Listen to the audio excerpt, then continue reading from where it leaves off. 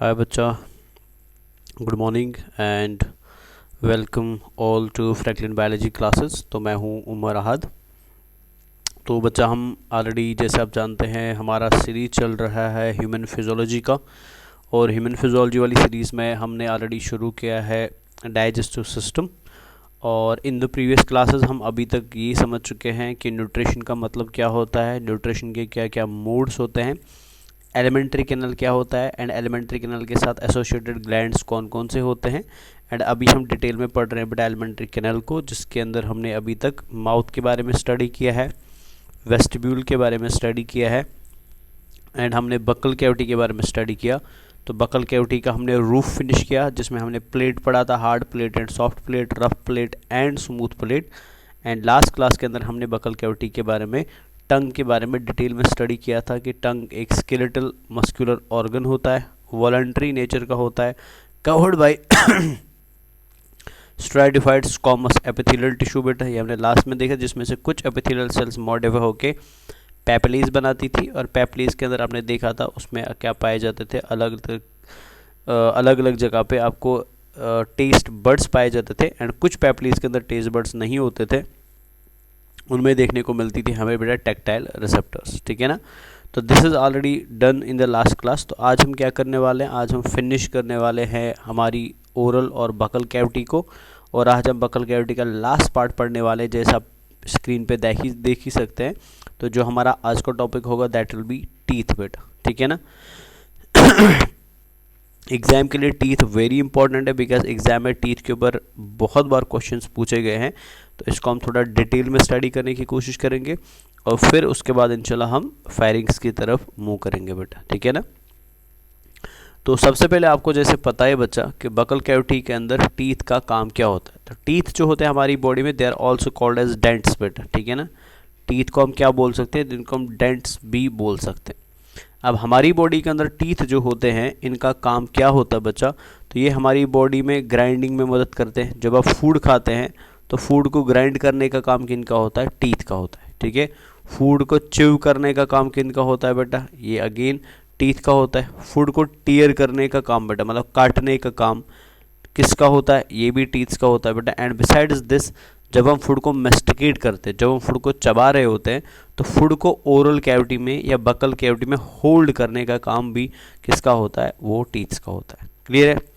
अब human beings के अंदर बेटा हम देखेंगे टीथ अलग अलग तरीके के होते हैं, बोनोडोंट, थीकोडोंट, डायफायोडोंट, हेटेरोडोंट। तो हम बाद में देखेंगे इनका मतलब क्या होता है, बट अभी हम सबसे पहले समझने की कोशिश करेंगे कि एक सिंपल टीथ का स्ट्रक्चर कैसा होता है, उसमें क्या क्या पार्ट्स पाए जाते हैं। ठीक है ना। तो हम सबसे पहले बेसिक से शुरू करते हैं, फिर हम बाद में क्लासिफिकेशन की भी बात करेंगे।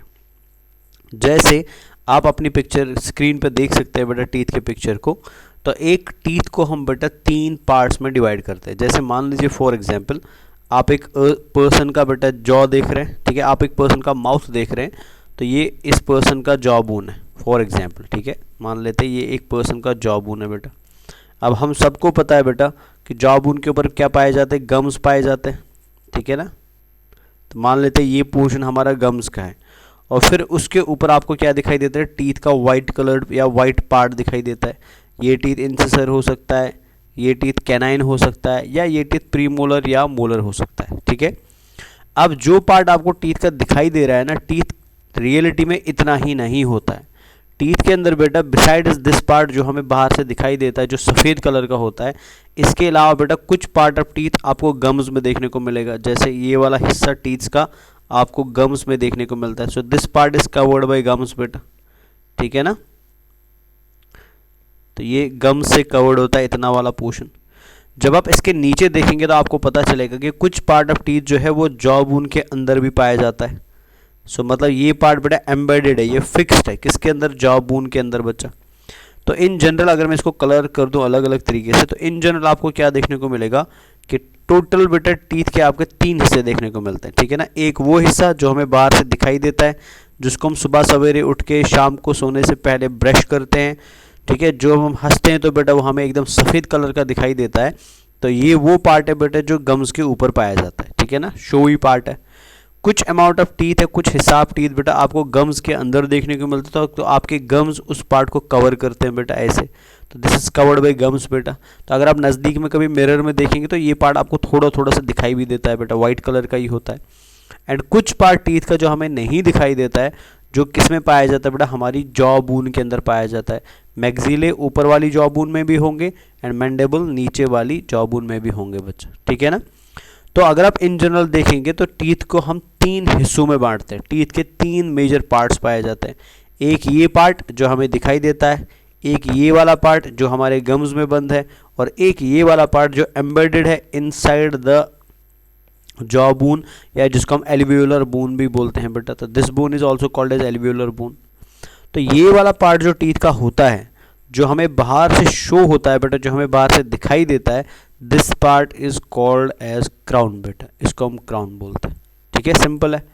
वो पार्ट टीथ का बेटा जो कहाँ पे बंद रहता है, जो एम्बेडेड रहता है, बंद रहता है गम्स के अंदर बेटा, ये जैसे गम्स कवर करती है, इसको हम नेक बोलते हैं। छोटा सा पार्ट होता है बेटा, इसको हम नेक बोलते हैं। एंड वो पार्ट टीथ का बेटा जो जॉ बून के अंदर रहता है, ठीक है ना, जॉ बून के सॉकेट्स के अंदर रहता है, तो इस पार्ट को हम क्या नाम देते हैं, this is called as root बेटा। तो डिटेल में जाने से पहले अगर आप सिंपल याद रखेंगे तो टीथ के एनाटॉमी में टीथ के मेजर कितने हिस्से होते हैं, तो टीथ को हम बेटा मेजरली 3 हिस्सों में डिवाइड करते हैं। The first part of teeth बेटा आउटर मोस्ट, उसको हम क्राउन बोलते हैं। The middle part of teeth बेटा which is covered by gums is called as neck, and the inner most of teeth बेटा which is present inside the jaw bone, इसको हम क्या बोलते हैं, इसको हम रूट बोलते हैं। क्लियर है। तो ये आपने सबसे पहले याद रखा टीथ का कौन कौन सा हिस्सा होता है। तो ब्रश हम किसको करते हैं, रूट को करते हैं, नेक को करते हैं कि क्राउन को करते हैं, तो ब्रश हम बेटा हमेशा क्राउन को करते हैं। तो जैसे आप इस पिक्चर में देख सकते हैं तो ये आपको टीथ दिखाई दे रहा है, तो ये जो टीथ का हिस्सा है बेटा, जिसको मैं भी हाईलाइट करना, इतना वाला पार्ट, ठीक है। तो ये पार्ट जो आपको टीथ का दिखाई दे रहा है, सो इस पार्ट को हम क्या बोलते हैं बच्चा, इसको हम क्राउन बोलते हैं। This part is called as crown. अगर हम नज़दीक से देखें तो ये आपको रेड कलर में गम्स दिखाई दे रहे हैं। अगर मैं इसको थोड़ा जूम कर दूं बच्चा, तो ये वाला पार्ट आपको गम दिखाई दे रहा है बेटा, तो ये गम्स हो गए इधर, ठीक है ना। तो आप ध्यान से देख लीजिए, इतना वाला हिस्सा टीथ का कवर्ड है गम से बेटा, ये छोटा सा पार्ट कवर्ड है गम से। तो ये आप इधर से भी देख सकते हैं, ये छोटा सा पार्ट गम से कवर्ड है बेटा, ठीक है ना। So this covered part is called as neck बेटा, इसको हम नेक बोलते हैं। तो ये वाला पार्ट नेक हो गया, ठीक है। तो ये वाला हिस्सा जो है, अगर हम इसको ऐसे करें तो ये वाला हिस्सा जो आपको दिखाई दे रहा है बेटा, ठीक है, so this part is called as crown. तो ये आपके माउथ में दिखाई देता है ये वाला हिस्सा। ये छोटा सा पार्ट आपको जो दिखाई दे रहा है बेटा, माइनर पार्ट जो आपको दिखाई दे रहा है, इतना वाला पोर्शन, ठीक है, जिसको पिंक में हाईलाइट कर रहा हूँ, इसको हम नेक बोलते हैं। अब इसके बाद जितना भी हिस्सा आपको टीथ का नीचे दिखाई दे रहा है ना, सो ये पूरा पोर्शन जो टीथ का होता है बेटा, इसको हम क्या बोलते हैं, इसको हम रूट बोलते हैं। तो अभी तो आपने याद रखा ओवरऑल टीथ के 3 मेजर पार्ट्स होते हैं। So the outer most part is called as crown, the middle part covered by gums is called as neck, और वो पार्ट बेटा जो बून के अंदर दसा हुआ है, जो बून के अंदर फिक्स्ड है बेटा हमारी जॉ बून के अंदर, जिसको हम एल्वियोलर बून भी बोलते हैं बच्चा, एल्वियोलर प्रोसेस भी बोलते हैं, इस पर्टिकुलर पार्ट को हम क्या बोलते हैं, this is called as root. तो आई होप ये वाला आपको समझ आ गया बेटा। So teeth is divided into 3 parts, crown सबसे बाहर वाला, नेक बीच वाला जो गम से कवर्ड होता है, एंड सबसे अंदर वाला जो जॉ बून के अंदर पाया जाता है, उसको हम क्या बोलते हैं, उसको हम रूट बोलते हैं, ठीक है। अब हमारा टीथ जो होता है, हमारा टीथ एक्चुअल में बेटा एक स्पेशल स्ट्रक्चर से बनता है, एक स्पेशल मटेरियल से बनता है, जिस मटेरियल को हम नाम देते हैं डेंटाइन, ठीक है ना। पहले समझे इसको। तो मतलब रियलिटी में हमारा टीथ जो है ना, जो एक बून लाइक स्ट्रक्चर है, रियलिटी में इस बून लाइक स्ट्रक्चर को बनाने के लिए एक स्पेशल केमिकल रिस्पॉन्सिबल होता है, ठीक है ना। That special chemical is called as dentine बेटा, इसको हम डेंटाइन बोलते हैं, ठीक है। तो DENTIN बेटा, समझ आया। तो हमारा टीथ अगर आपको कभी भी बोले कोई किसका बना है, तो हमारा टीथ बोन का नहीं बना है, हमारा टीथ बेटा एक स्पेशल केमिकल है, स्पेशल स्ट्रक्चर करना है। दैट स्पेशल केमिकल और that special structure is called as dentine बेटा, इसको हम डेंटाइन बोलते हैं। तो ये आप देख सकते हैं, ये डेंटाइन है। तो अगर मैं हाईलाइट करूँ डेंटाइन आपको कहाँ कहाँ दिखाई दे रहा है, तो ये पूरा पोर्शन जो आपको यहाँ से दिखाई दे रहा है बेटा, so this whole portion is dentine. तो ये अंदर वाला पोर्शन जितना भी आपको दिखाई देता है, ये पूरा डेंटाइन होता है। तो मतलब हमारे टीथ के अंदर मैक्सिमम पोर्शन जो है वो किसका होता है, वो डेंटाइन का होता है। तो ये हमारा डेंटाइन हो गया इधर, क्लियर है। अब डेंटाइन हमारी बॉडी में या हमारे ओरल कैविटी में कैसे आता है, ठीक है ना। तो याद रखेंगे बच्चा, डेंटाइन को बनाने के लिए कुछ सेल्स रिस्पॉन्सिबल होती है जो डेंटाइन को बनाती है, जिन सेल्स को हम ओडेंटोब्लास्ट बोलते हैं बेटा। सो वो सेल्स जो डेंटाइन को बनाती है, या हम बता सकते हैं हमारे टीथ को बनाती है बेटा, सच सेल्स और कॉल्ड एज ओडेंटोब्लास्ट बेटा। एंड याद रखेंगे ओडेंटोब्लास्ट सेल जो होती है ना, ये मीजोडर्मल इन ओरिजिन होती है, ये मीजोडर्म से बनती है बेटा, they are mesodermal in origin. अब ये ओडेंटोब्लास्ट सेल्स कहाँ पे होती है, तो ये भी आप याद रखेंगे बच्चा। तो ये ओडेंटोब्लास्ट सेल्स यहाँ पे पाई जाती है। तो मान लीजिए ये डेंटाइन बाहर से है, तो डेंटाइन की अंदर वाली लेयर में बेटा यहाँ पे आपको कौन सी सेल्स मिलती है, ओडेंटोब्लास्ट सेल्स मिलती है, ठीक है ना। तो यहाँ पे आप हाईलाइट कर सकते हैं इसको बेटा। तो दीज और ओडेंटोब्लास्ट सेल्स। अब ये ओडेंटोब्लास्ट सेल जिस कैविटी को कवर कर रही है, जिस कैविटी को लाइन करे, आप यहाँ पे देख सकते हैं बेटा। तो इधर हर जगह पे इस तरह से, तो यहाँ पे आपको अंदर से ओडेंटोब्लास्ट मिलेंगी ऐसे ऐसे, तो यहाँ से भी आपको ऐसे ओडेंटोब्लास्ट मिलेंगी, ठीक है ना। मैंने हर जगह नहीं बनाया, बट यहाँ पे भी आपको ऐसे ओडेंटोब्लास्ट मिलेगी। तो आप ध्यान से देख लीजिए बेटा, ये ओडेंटोब्लास्ट की एक लेयर है, ये और एक लेयर है, ये और एक लेयर है, इधर से और एक लेयर है, एंड बीच में क्या डेवलप हुई, ये कैविटी डेवलप हुई बेटा, दिख रहा है ना, बीच में गैप डेवलप हुआ। सो इस गैप को, ये जो बीच में गैप डेवलप हो रहा है, this gap is called as pulp cavity, या इसको हम पल्प चैम्बर बोलते हैं, ठीक है ना। तो यहाँ पे आप देख सकते हैं बच्चों, इस कैविटी को हम क्या बोलते हैं, इसे हम पल्प कैविटी बोलते हैं और पल्प चैम्बर बोलते हैं। तो मतलब हम ऐसा बता सकते हैं कि हमारे टीथ के अंदर ओडेंटोब्लास्ट सेल्स कहाँ होती है। सो ओडेंटोब्लास्ट सेल्स बेटा हमारे टीथ के अंदर पल्प कैविटी की पेरिफेरी पे पाई जाती है, या दे लाइन द पल्प कैविटी बेटा, वो पल्प कैविटी को क्या करती है, कवर करती है बेटा। अब ये पल्प कैविटी या पल्प चैम्बर क्या होता है, इसको भी आप याद रखिए बेटा अच्छे से। अब देखिए, ये हमारी एक लिविंग सेल है ना, ओडेंटोब्लास्ट एक लिविंग सेल है बेटा। तो अगर ओडेंटोब्लास्ट एक लिविंग सेल है, तो लिविंग सेल को हमेशा क्या चाहिए होता है, ऑक्सीजन चाहिए होता है। लिविंग सेल के अंदर रेस्पिरेशन में कार्बन डाइऑक्साइड बनता है, तो उस कार्बन डाइऑक्साइड को बाहर निकालना होता है। लिविंग सेल का बेटा इन्फेक्शन हो सकता है, तो इन्फेक्शन के लिए हमें क्या चाहिए बेटा, डिफेंस सेल चाहिए, WBCs चाहिए। तो मतलब इस लिविंग सेल को ऑक्सीजन देने के लिए एक तो आर्टरी मिलेगा, तो ये आप रेड कलर में आर्टरी देख सकते हैं, तो इसमें ब्लड वेसल आर्टरीज मिलती है। इस लिविंग सेल का कार्बन डाइऑक्साइड बाहर निकालने के लिए बेटा हमको वीन भी चाहिए, तो यहाँ पे आपको ब्लू कलर में वीन्स भी दिखाई देती है। एंड इसके अलावा बेटा बिकॉज यहाँ पे इन्फेक्शन होने का खतरा भी हो सकता है, तो हमें यहाँ पे WBCs भी चाहिए बेटा कभी कभी, तो इसलिए यहाँ पे लिम्फेटिक वेसल्स भी, बिकॉज WBC लिम्फ में ज़्यादा होती है, तो इसमें लिम्फेटिक वेसल्स भी पाई जाती है। मतलब ये हुआ कि पल्प चैम्बर या पल्प कैविटी क्या है, ये एक ऐसी कैविटी है, ये एक ऐसी जगह है बेटा आपके टीथ के अंदर जिसमें क्या पाई जाती है, जिसमें आपको बेटा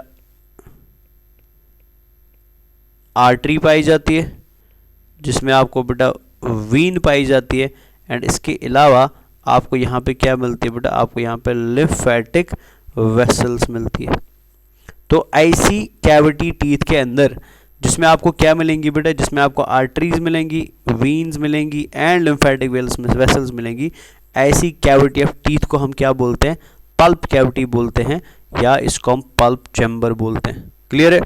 तो हर एक टीथ के अंदर, चाहे टीथ किसी भी शेप का हो बेटा, किसी भी नेचर का हो, हर एक टीथ के अंदर अंदर से आपको एक लिविंग टिश्यू मिलेगा which is present in a cavity बेटा। So that living tissue is called as pulp, इसको हम पल्प बोलते हैं, मतलब artery, vein and lymphatic vessel को हम पल्प बोलते हैं बेटा। तो जिस चैम्बर के, जिस कैविटी के अंदर पल्प मिलेगा, उस चैम्बर को हम पल्प चैम्बर या पल्प कैविटी बोलते हैं। क्लियर।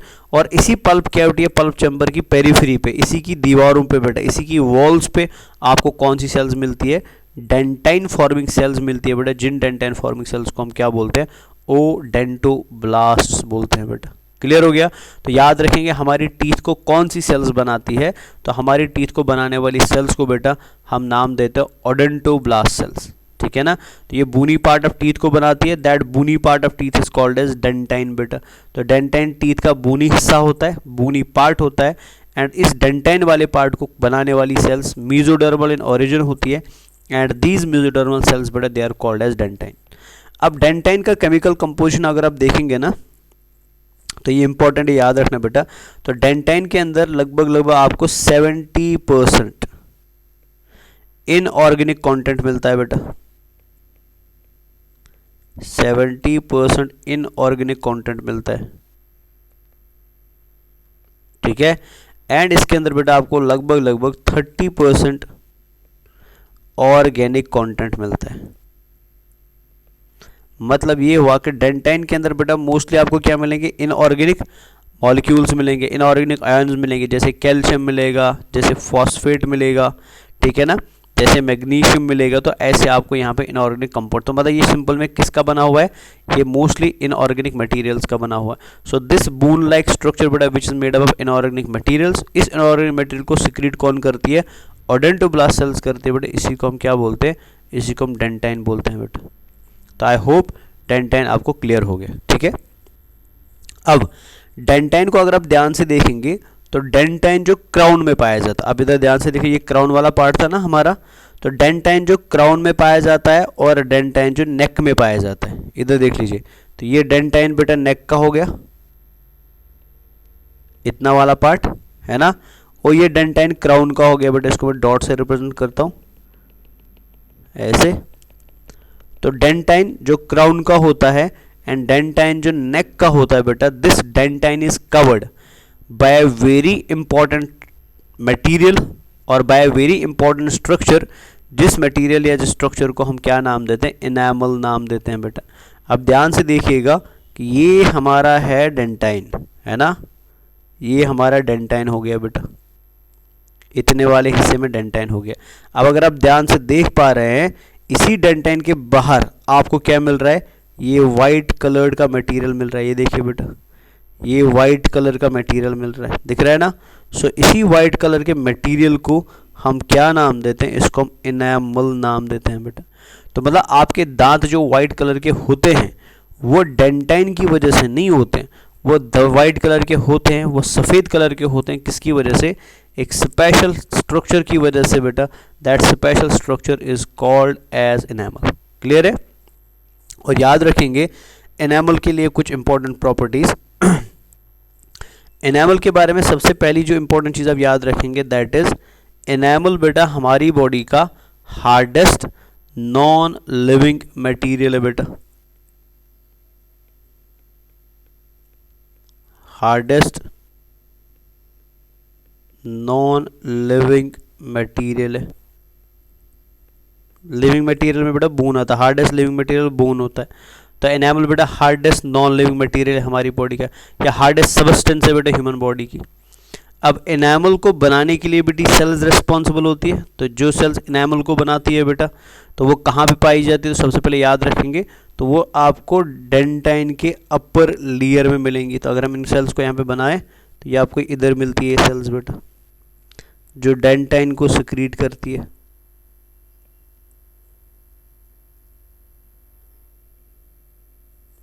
तो दीज सेल्स बेटा जो मैंने रेड कलर में बनाई है, जो डेंटाइन को सिक्रीट करती है, इन सेल्स को हम नाम देते हैं अमीलोब्लास्ट बेटा, अमीलोब्लास्ट्स, ठीक है ना।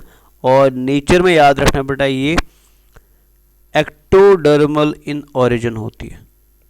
तो ओडेंटोब्लास्ट क्या था, जो बून टीथ फॉर्मिंग सेल था बेटा, वो मीजोडर्मल इन ओरिजिन था, ठीक है ना। और नॉर्मली डेंटाइन येलो कलर का होता है बेटा। तो आपके दांत का एक्चुअल कलर येलो है, पर दांत येलो दिखते नहीं है बेटा। क्यों नहीं दिखते, बिकॉज इस येलो पार्ट ऑफ दांत के ऊपर बेटा एक वाइट कलर्ड मटेरियल पाया जाता है, वाइट कलर स्ट्रक्चर पाया जाता है। That white colour structure is called as enamel बच्चा। और एनामल क्या होता है, हार्डेस्ट नॉन लिविंग मटेरियल होता है। और इस एनामल को सिक्रीट करने वाली सेल्स को हम क्या बोलते हैं, अमीलोब्लास्ट, जो एक लाइफ टाइम में बेटा एक ही बार बनाती है एनामल को, दोबारा नहीं बना सकती है। एक बार एनामल आपका हट गया दांत से तो फिर ये दोबारा ग्रो नहीं कर सकता, बिकॉज ये सिंगल टाइम काम करती है आपकी लाइफ में। और ये नेचर में कैसी होती है, एक्टोडर्मल इन ओरिजिन होती है, ठीक है। अब ये एनामल जो होता है बच्चा, अगर हम इसको भी ध्यान से देखें तो इसका केमिकल कंपोजिशन चेक करें तो हमें पता चलता है कि ये एनामल जो होता है इसके अंदर बेटा आपको 96%, आप देख सकते हैं 96% इनऑर्गेनिक कंटेंट देखने को मिलता है, इनऑर्गेनिक कंटेंट देखने को मिलता है, ठीक है ना। तो मतलब ये मोस्टली इनऑर्गेनिक मटेरियल का ही बना है बेटा। एंड 4% आपको इसमें क्या देखने को मिलता है, ऑर्गेनिक कंटेंट। तो अगर आप दोनों को कंपेयर करेंगे, ध्यान से देखिए, तो यहाँ पे आपको बेटा 70% इनऑर्गेनिक कंटेंट, लेकिन यहाँ पे 96% इनऑर्गेनिक कंटेंट है। और ये जो इनऑर्गेनिक कंटेंट होता है ना, जो एनामल को बनाता है, this inorganic material which forms the enamel बेटा, इसको हम नाम देते हैं हाइड्रोक्सी एपीटाइट बेटा, इसको हम बोलते हैं हाइड्रोक्सी एपीटाइट। ये कैल्शियम एंड मैग्नीशियम का बना होता है बेटा, हाइड्रोक्सी एपीटाइट। तो आपके दांत जो सफ़ेद कलर के दिखाई देते हैं, वो किसकी वजह से दिखाई देते हैं सफ़ेद बेटा, बिकॉज ऑफ हाइड्रोक्सी एपीटाइट, या शॉर्ट में आप याद रखेंगे एनामल बच्चा। ठीक है, तो आपने याद रखा कि आपके दांत का जो क्राउन है या आपके दांत का जो हार्ड च्यूइंग सरफेस है बेटा, तो आपके दांत की क्राउन या हार्ड च्यूइंग सरफेस बनी होती है एनामल से, या आपके दांत का डेंटाइन वाला पार्ट जो क्राउन में पाया जाता है बेटा, वो कवर्ड होता है एनामल से। और एनामल की मदद से बेटा आपके दांत बहुत मजबूत होते हैं, जिसकी वजह से आप फूड को ईजिली क्या कर सकते हैं, तोड़ सकते हैं बेटा। एनामल जो होता है ये हार्डेस्ट नॉन लिविंग सब्सटेंस होता है ह्यूमन बॉडी का, और इसको सिक्रीट करने वाली सेल्स को हम नाम देते हैं एमिलोब्लास्ट, जो एक्टोडर्मल इन ओरिजिन होते हैं। अगर इसका केमिकल कंपोजिशन पता करें तो इसके अंदर बेटा आपको 96% इनऑर्गेनिक कंटेंट मिलता है, और उस इनऑर्गेनिक मटेरियल को हम क्या बोलते हैं, हाइड्रोक्सी एपीटाइट। मतलब आप शॉर्ट में याद रख सकते हैं, दांत को बनाने वाला केमिकल जो होता है, the chemical which forms your teeth बेटा, उसको हम क्या बोलते हैं, उसको हम हाइड्रोक्सी एपीटाइट बोलते हैं बेटा। क्लियर हो गया यहाँ तक? सिंपल चीज़ है ये। तो आपने अभी तक याद रखा कि दांत के कितने हिस्से हैं, ठीक है, अगर हम बाहर की मॉर्फोलॉजी की बात करें, और फिर उन हिस्सों के अंदर बेटा आपको क्या क्या मटेरियल मिलता है। तो दांत को बनाने वाला मटेरियल कौन होता है, डेंटाइन होता है, जो येलो कलर का होता है। कहाँ से आता है, ओडोंटोब्लास्ट से आता है बेटा। वो सेल्स कैसी होते हैं, मेसोडर्मल, एंड ये इसका केमिकल कंपोजिशन है। बट बिकॉज डेंटाइन थोड़ा वीक होता है, डेंटाइन थोड़ा पोरस होता है, डेंटाइन थोड़ा कमज़ोर होता है, तो बिकॉज ऑफ दिस बेटा हम इस डेंटाइन को उस जगह पे क्या करेंगे, कवर करेंगे जहाँ पे ये फूड का मेस्टिकेशन करेगा। और वो जगह कौन सी है बेटा, मोस्टली क्राउन होती है, थोड़ा बहुत नेक होता है। और इन दोनों जगहों पे बेटा आपको डेंटाइन के ऊपर क्या मिलता है, ये वाइट कलर्ड स्ट्रक्चर मिलता है, ये वाइट कलर्ड मटेरियल मिलता है, जिसको हम क्या बोलते हैं, एनामल बोलते हैं। अब एनामल है क्या बच्चा, ये कुछ नहीं है, ये हाइड्रोक्सी एपीटाइट है, केमिकल हाइड्रोक्सी एपीटाइट है, जो कैल्शियम एंड मैग्नीशियम की कॉम्बिनेशन से बनता है बेटा। ठीक है ना, कैल्शियम एंड मैग्नीशियम सॉल्ट से बनता है। और ये सॉल्ट्स कहाँ से आते हैं, इनको सिक्रीट करती है ये सेल्स बेटा, जो डेंटाइन में पाई जाती है। इन सेल्स को हम क्या बोलते हैं, एमिलोब्लास्ट बोलते हैं। तो यहाँ तक आई होप आपको समझ आ गया बेटा, ओडोंटोब्लास्ट सेल क्या है, एमिलोब्लास्ट सेल क्या है, डेंटाइन क्या है, और एनामल क्या है बेटा। क्लियर? तो रियलिटी में आपका दांत कैसा होता है, येलो कलर का होता है, लेकिन हमको ये येलो कभी दिखाई नहीं देता, बिकॉज उस येलो कलर के ऊपर हम क्या लगा लेते हैं, वाइट कलर का कवच लगाते हैं। उस वाइट कलर के कवच को हम क्या बोलते हैं, उसे हम एनामल बोलते हैं। और एनामल आपके नेक में मिलता है और क्राउन में मिलता है, एनामल आपके रूट्स में देखने को नहीं मिलता है। चलिए आगे बढ़ते हैं। अब अगर आप दांत को यहाँ पे नज़दीक से थोड़ा देखेंगे तो आपको क्या दिखाई दे रहा है बेटा, कि आपके दांत में ये अगर आपका नेक वाला पार्ट हो गया, तो ये अगर आपका गम वाला पार्ट हो गया, तो यहाँ आपके थोड़ा सा डिप्रेशन दिखाई दे रहा है बेटा। ये देख लीजिए, डिप्रेशन दिखाई दे रहा है। अगर हम इसको हाईलाइट को, ये वाला डिप्रेशन, तो ये जो डिप्रेशन होता है ना बच्चा, so this depression is called as, अगर मैं इधर हाईलाइट कर दूँ इसको कहीं पे, इधर कर लेते हैं, तो ये जो डिप्रेशन आपको यहाँ पे दिखाई दे रहा है, गम तो आपको ऑलरेडी पता है, वो मेरे को बताने की ज़रूरत नहीं है। तो दिस डिप्रेशन बेटा जो है यहाँ पे आपको देखने को मिलता है, इसको हम बोलते हैं जिंजीवल सल्कस बेटा। This is called as gingival sulcus. और यही वो जगह होती है जहाँ पे मोस्ट कॉमनली क्या होता है, इन्फेक्शन क्रिएट होता है बेटा। तो अगर आपने देखा होगा दांत में बेटा कीड़ा लगता है ना, इन्फेक्शन हो जाता है, तो वो इन्फेक्शन, माइक्रोबियल इन्फेक्शन बेटा, वो नॉर्मली कहाँ पे होता है, जिंजीवल सल्कस में होता है। बिकॉज जब आप फूड खाते हैं तो फूड नॉर्मली कहाँ पे बंद हो जाता है बेटा, इन्हीं जिंजीवल सल्कस में बंद होता है। तो अगर आप ब्रश नहीं कर पा रहे हैं प्रॉपर टाइम से, तो इसी फूड के ऊपर कौन ग्रो करेंगे, माइक्रोब्स, और मोस्ट कॉमन इन्फेक्शन इधर से ही शुरू होता है। और फिर इन्फेक्शन आहिस्ता आहिस्ता डेंटाइन पे पहुँचेगा, डेंटाइन से बेटा फिर पल्प कैविटी में पहुंचेगा, तो फिर आहिस्ता आहिस्ता आपको पेन फील होना शुरू होता है, या दांत का दर्द होना शुरू होता है। अब ये जिंजीवल सल्कस इसको क्यों बोलते हैं, बिकॉज गम्स जो होते हैं ना, गम्स को हम बेटा बायोलॉजी के अंदर नॉर्मली क्या बोलते हैं, जिंजीवा बोलते हैं। ऑल्दो यहाँ पे गम लिखा हुआ है, but gum is actually called as gingiva बेटा। ठीक है। तो जो डिप्रेशन आपको जिंजीवा में मिलेगा, so that depression of gingiva बेटा will be called as gingival sulcus, जो एक कॉमन पॉइंट होता है बेटा किसके लिए, इन्फेक्शन के लिए बच्चा, ठीक है। अब आगे आते हैं। अब आप यहाँ से ध्यान से देखिए बच्चा, आपको बीच में ये दिखाई दे रहा है कुछ ऐसे पोर्स जैसे दिखाई दे रहे हैं, ठीक है ना। तो ये रियलिटी में ये पार्ट क्या है, ये जो पोर्स आपको दिखाई दे रहे हैं ये एक्चुअल में बेटा आपकी जॉ बोन है, ठीक है ना। ये आपकी जॉ बोन है बेटा। मान लीजिए अगर मैं यहाँ पे ऐसे बना दूँ, फॉर एग्जाम्पल ऐसे इमेजिन कर लीजिए कि ये हमारी बॉडी का जॉ बोन है। तो ऊपर एक जॉ बोन होगा एंड नीचे एक जॉ बोन होगा बेटा, ठीक है ना। ऊपर वाली को हम नाम देते हैं मैक्सिले एंड नीचे वाली को हम क्या बोलते हैं, मैंडेबल बोलते हैं। तो ये जॉ बोन्स होती है। अब हमारे दांत कहाँ पे पाए जाते हैं, इन्हीं जॉ बोन्स के अंदर पाए जाते हैं बेटा, ठीक है। टीथ एम्बेडेड होते हैं, they are present inside the jaw bone. तो ये इनसाइड जॉ बोन में कैसे होते हैं, तो आप इसको ऐसे देख सकते हैं बेटा। मान लीजिए फॉर एग्जाम्पल हमारा जॉ बोन है, तो हमारे जॉ बोन के अंदर क्या पाए जाते हैं, छोटे छोटे से डिप्रेशंस पाए जाते हैं, ठीक है। जैसे फॉर एग्जाम्पल यहाँ पे देख लेते हैं, ये एक डिप्रेशन ऐसा दिखाई दे रहा है, ये और एक डिप्रेशन ऐसा दिखाई दे रहा है, this is another depression, this is another depression, ठीक है ना। सो इन डिप्रेशंस को हम क्या नाम देते हैं, इनको हम सॉकेट्स नाम देते हैं, इनको हम सॉकेट्स बोलते हैं बेटा, ठीक है। These depressions are called as sockets. और हमारे टीथ कहाँ पे पाए जाते हैं, इन्हीं सॉकेट्स में पाए जाते हैं बेटा। मान लीजिए ये टीथ है बेटा सॉकेट के अंदर, ये और एक टीथ है बेटा ऐसे सॉकेट के अंदर, ये मान लीजिए और एक टीथ है बेटा ऐसे सॉकेट के अंदर, ठीक है ना, इस तरीके से ऐसे सॉकेट्स के अंदर, ठीक है। तो ये जो बीच में बेटा आप डिप्रेशन बन गए ना, फिर ये एलिवेशंस बन गए। तो डिप्रेशन के बीच में आप देख सकते हैं एलिवेशन है, जैसे आप यहाँ पे देख सकते हैं ये डिप्रेशन बन गया जिसको हम सॉकेट बोलते हैं बेटा, फिर ये एलिवेशन ऊपर आ गया, दिख रहा है ना ऐसे। तो ये एलिवेशन किसका पार्ट है, एक्चुअल में जॉ बोन का ही पार्ट है। And this elevation is called as alveolar process बेटा। इसको हम क्या बोलते हैं, एल्वियोलर प्रोसेस बोलते हैं। तो अगर मैं यहाँ पे आपको बता दूं बेटा, सिंपल मैं ऐसे लिख दूं, ठीक है ना, तो इसको हम क्या नाम देते हैं, एल्वियोलर प्रोसेस बोलते हैं बच्चा, ठीक है। तो अगर मैं हाईलाइट कर देता हूँ इसको, तो एल्वियोलर प्रोसेस क्या होता है आप याद रखेंगे। तो एल्वियोलर प्रोसेस बेटा जॉ बोन का एलिवेशन होता है, और जिस एलिवेशन के बीच में बेटा आपको क्या देखने को मिलता है, आपको डिप्रेशन देखने को मिलता है, that depression is called as socket बेटा। तो यहाँ पे हम लिख देते हैं इसको इधर, सो इसको हम एल्वियोलर प्रोसेस लिखते हैं, इधर लिख देता हूँ मैं,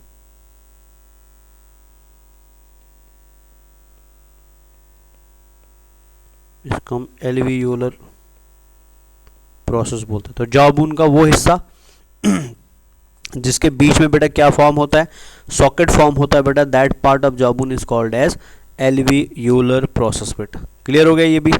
अब आगे बढ़ते हैं। अब अगर आप ध्यान से देख रहे हैं बच्चा, तो ये आपका एल्वियोलर प्रोसेस हो गया ऐसे, ये आपका डेंटाइन हो गया ऐसे, इतना वाला पार्ट। बीच में आपको क्या दिखाई दे रहा है, सफ़ेद कलर को कुछ मटेरियल दिखाई दे रहा है बेटा, हल्का सा ही है बट थोड़ा सा दिखाई दे रहा है, ठीक है ना। ये सफ़ेद कलर का मटेरियल दिखाई दे रहा है। इस सफ़ेद कलर के मटेरियल को हम नाम देते हैं पेरिडोंटल लाइगामेंट बेटा, ठीक है। तो यहाँ पे लिखा भी है, तो इसको हम क्या बोलते हैं, पेरिडोंटल लाइगामेंट बोलते हैं, ठीक है। अब ये पेरिडोंटल लाइगामेंट जो होता है ना, अगर आप थोड़ा सा जूम करेंगे इसे, तो डेंटाइन के बाहर बेटा कहीं यहाँ पे मान लीजिए आपको और एक स्ट्रक्चर मिलता है। मान लीजिए ब्लू कलर में इसको हाईलाइट कर रहा हूँ, ये मान लो ये ब्लू कलर स्ट्रक्चर है डेंटाइन के बाहर, और फिर इसके बाहर बेटा आपको मिल रहा है ये पिंक कलर का स्ट्रक्चर, ये वाला, जिसको हमने अभी क्या नाम दिया, पेरिडोंटल लाइगामेंट नाम दिया। तो ये हो गया पिंक कलर में बेटा पेरिडोंटल लाइगामेंट, ठीक है। इसको आप समझना बेटा, थोड़ा इसमें बहुत सारे बच्चे कंफ्यूज हो जाते हैं। तो ये पिंक में हो गया पेरिडोंटल लाइगामेंट, ब्लू के अंदर हो गया बेटा डेंटाइन के बाहर वाला एक पार्ट, ठीक है, डेंटाइन के बाहर वाला एक स्ट्रक्चर बेटा, ठीक है। फिर उसके बाहर आपको क्या मिल रही है, अगर मैं इसको भी हाईलाइट कर दूं थोड़ा, यहाँ पे आपको क्या मिल रहा है बेटा, ये फिर आपको मिल रहा है एल्वियोलर प्रोसेस, दिख रहा है ना, ये आपको एल्वियोलर प्रोसेस मिल रहा है। तो अगर इसको हाईलाइट कर दे ताकि आपको ये समझ आ जाए कॉन्सेप्ट क्या बता रहा हूँ मैं, ये हो गया एल्वियोलर प्रोसेस।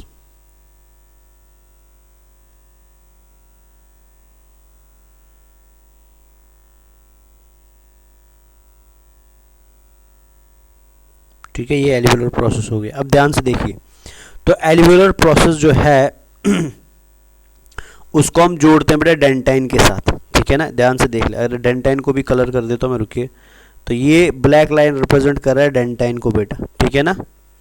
तो ब्लैक कलर में है डेंटाइन, ग्रीन कलर में है एल्वियोलर प्रोसेस। तो हम क्या करते हैं बेटा, ताकि दांत हमारे टाइटली फिक्स हो जाए सॉकेट के अंदर, तो इन दांतों को टाइटली फिक्स करने के लिए बेटा इनसाइड द सॉकेट हम क्या करते हैं, हम एल्वियोलर प्रोसेस और डेंटाइन के बीच में दो स्पेशल स्ट्रक्चर्स को ऐड करते हैं बेटा, ठीक है ना।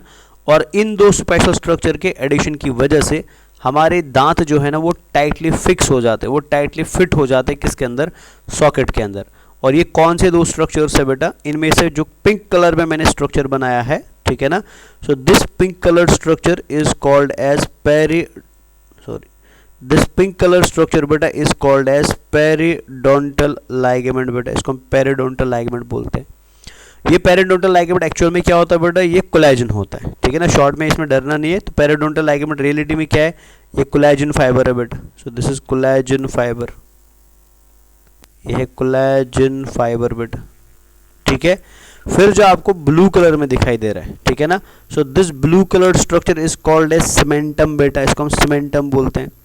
एंड ये सीमेंटम क्या है बेटा, ये कैल्शियम है, ठीक है ना, ये कैल्शियम है बेटा। मतलब दांत के डेंटाइन को प्रॉपर तरीके से, बेटर तरीके से जॉबून के अंदर फिक्स करने के लिए, टाइटली बंद करने के लिए हमने दो कनेक्टिंग स्ट्रक्चर्स का यूज किया।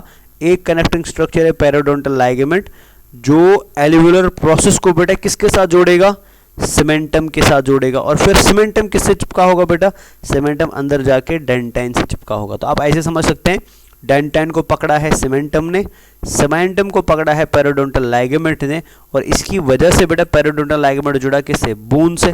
समझ रहा है, जो डेंटाइन भी बून है, पेरिडोंटल लाइगामेंट भी एक तरीके का बून, मतलब डेंटाइन भी एक तरीके का बून है, पेरिडोंटल लाइगामेंट भी एक तरीके, एल्वियोलर प्रोसेस भी एक तरीके का बून है। तो दो बून्स को आपस में कौन जोड़ रहा है बेटा, एक स्पेशल स्ट्रक्चर जोड़ रहा है, जिस स्पेशल स्ट्रक्चर को हम क्या बोलते हैं, पेरिडोंटल लाइगामेंट। बट पेरिडोंटल लाइगामेंट उनको डायरेक्टली नहीं जोड़ता। पेरिडोंटल लाइगामेंट बेटा आगे किससे कनेक्टेड रहता है, सीमेंटम से कनेक्टेड रहता है बेटा। तो अगर आपसे कोई बोले सीमेंटम क्या है, तो सीमेंटम बेटा कैल्शियम से बना हुआ एंड कोलेजन फाइबर की कॉम्बिनेशन से बना हुआ एक मटेरियल होता है, जो आगे जुड़ता है बेटा कोलेजन फाइबर के ही और एक स्ट्रक्चर से, जिसको हम क्या बोलते हैं, जिसे हम पेरिडोंटल लाइगामेंट बोलते हैं बेटा, ठीक है ना। और सीमेंटम के बारे में आप और एक चीज़ भी याद रख लेना कि सीमेंटम जो होता है बेटा, इसके अंदर आपको लगभग 50% इनऑर्गेनिक मटेरियल मिलता है, ठीक है ना, मतलब कैल्शियम, एंड 50% बेटा इसके अंदर आपको कोलेजन मिलता है, मतलब कोलेजन मिलता है, मतलब ऑर्गेनिक मटेरियल मिलता है। तो मतलब सीमेंटम बनता है combination of calcium and collagen से। लेकिन पेरिडोंटल लाइगामेंट में ओनली क्या होता है, कोलेजन होता है बेटा, याद रखेंगे, ठीक है। तो कोलेजन के होने की वजह से यहाँ पे दांत जो है ना वो टाइटली पैक हो जाते हैं आपके जॉबून के अंदर, और ये इमूवेबल हो जाते हैं बेटा। तो इस इमूवेबल जॉइंट को, जो आपके दांत और आपकी एल्वियोलर प्रोसेस में बनता है ना, इन जॉइंट्स को हम बोलते हैं बेटा गोम फोसिस बेटा। तो गोम फोसिस का मतलब क्या होता है, ये जॉइंट होता है, इमूवेबल जॉइंट होता है, जो कहाँ पे पाया जाता है, आपके सॉकेट एंड आपके टीथ के डेंटाइन के बीच में पाया जाता है बच्चा। क्लियर हो गया ये, यहाँ तक आई होप आपको समझ आया होगा बेटा। अब थोड़ा नीचे की तरफ नज़र डालते हैं। तो रूट को अगर आप ध्यान से देख पा रहे हैं, तो रूट के अंदर बेटा आपको एक कैविटी दिखाई दे रही है, देख लीजिए बेटा, कैविटी दिखाई दे रही है ना, ऐसे। और इधर भी आपको एक कैविटी दिखाई दे रही है। जो कैविटी आपको दिखाई दे रही है ना, this cavity is called as root canal बेटा, ठीक है। ये जो कैविटी आपको यहाँ पे दिखाई दे रही है रूट में, जिसके अंदर से ब्लड वेसल्स आ रही है, जिसके अंदर से आर्टरी आ रही है, जिसके अंदर से वीन आ रही है, जिसके अंदर से लिम्फेटिक वेसल आ रही है, जिसके अंदर से नर्व्स आएंगी बेटा। So this tube is called as root canal बेटा, इसको हम रूट कैनाल बोलते हैं। रूट कैनाल के नीचे वाले साइड में अगर आप देखेंगे तो यहाँ पे आपको ओपनिंग दिखाई दे रहा है, बिकॉज अगर यहाँ पे ओपनिंग नहीं होता तो ये ब्लड वेसल, ये आर्टरी, ये वीन बेटा रूट के अंदर नहीं जा पाती। तो यहाँ पे एक ओपनिंग मिलेगा आपको बेटा।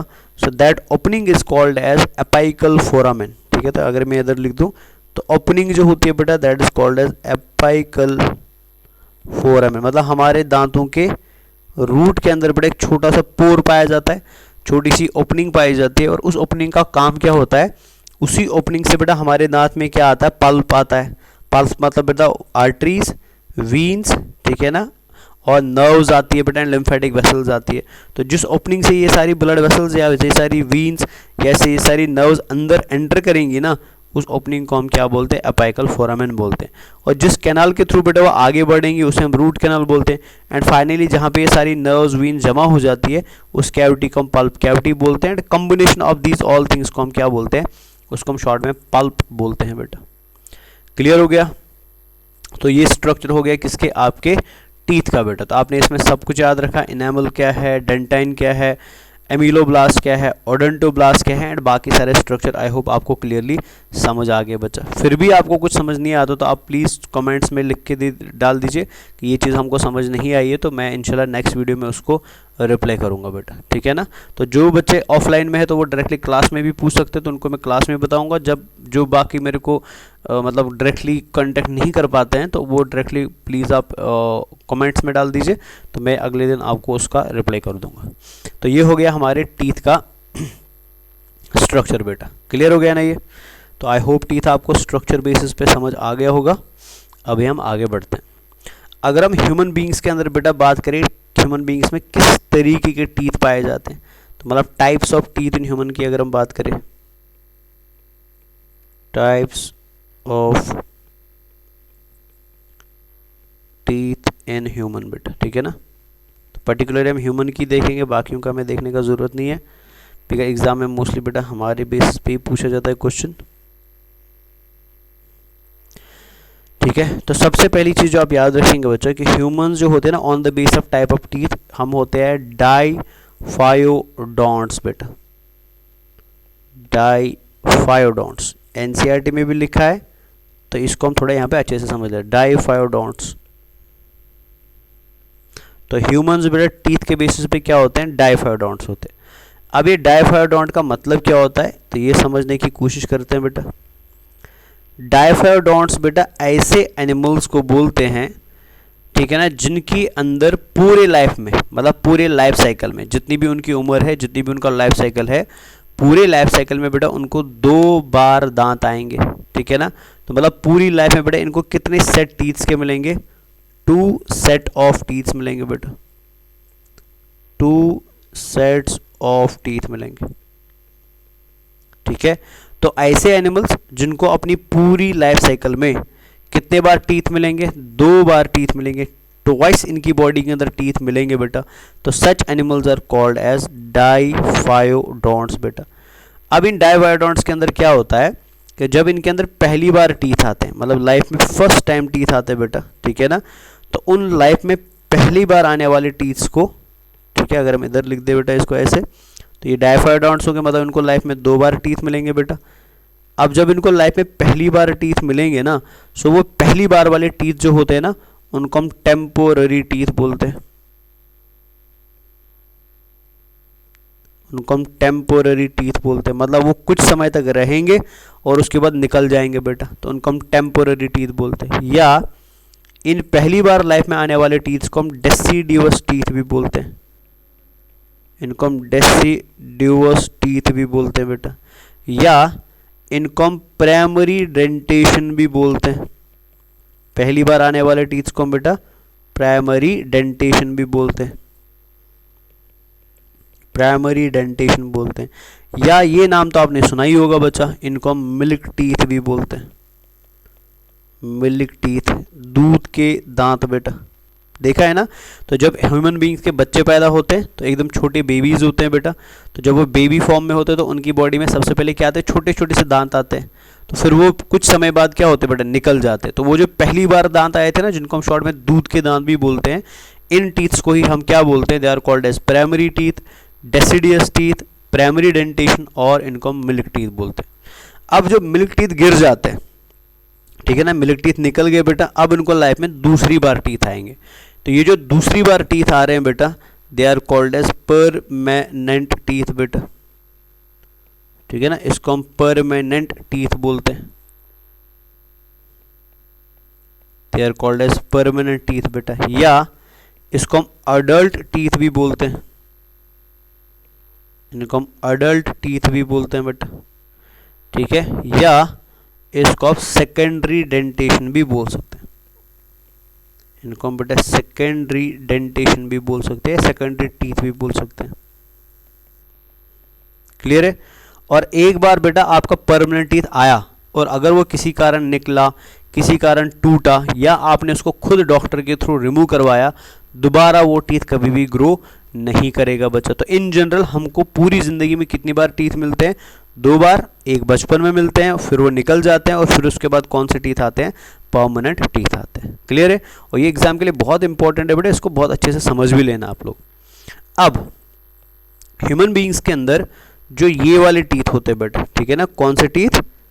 प्राइमरी टीथ और मिल्क टीथ बेटा, ठीक है। तो ये टोटल 20 होते हैं, ये टोटल 20 टीथ होते हैं बेटा, very very important for exam.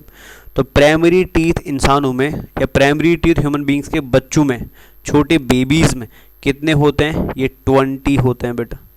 अब ये 20 में से कौन कौन सा टीथ होता है? तो ये भी आपको एग्जाम के लिए इंपॉर्टेंटली याद रखना है।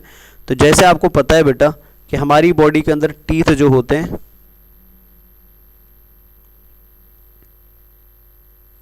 वो होता है बेटा इंसिसर,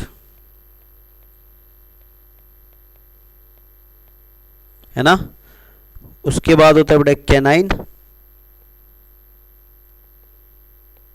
ठीक है। उसके बाद होता है बेटा प्री मोलर, एंड फाइनली क्या होता है? मोलर टीथ होता है, ठीक है। उसके बाद होते हैं मोलर टीथ बेटा,